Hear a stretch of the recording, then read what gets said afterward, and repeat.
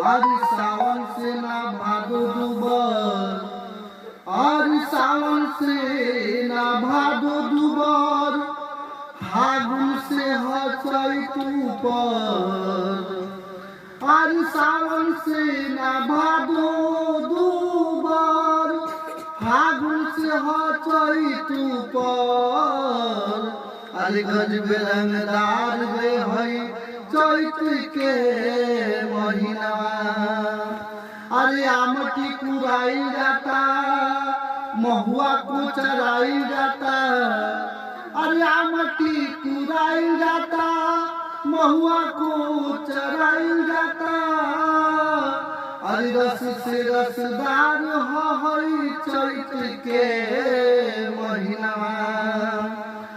कबो लहरी लागे, कबो सिहरी लागे, अरे कबो लहरी लागे, कबो सिहरी लागे।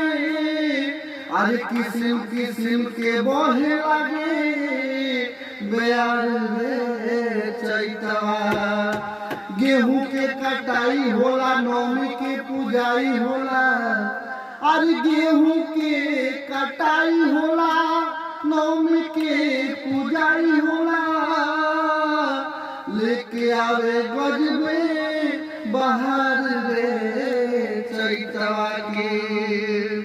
अरे घरे घरे मंगल होला, खुशिया दंगल होला, अरे घरे घरे मंगल होला, खुशिया दंगल होला। मस्ती से भरल मजेदार रे चैतवा। ढोल ढम ढम ढम ढमाए लागल, अरे ढोल ढम ढम ढम ढमाए लागल, चैता गवाए लागल। राम जी लिहले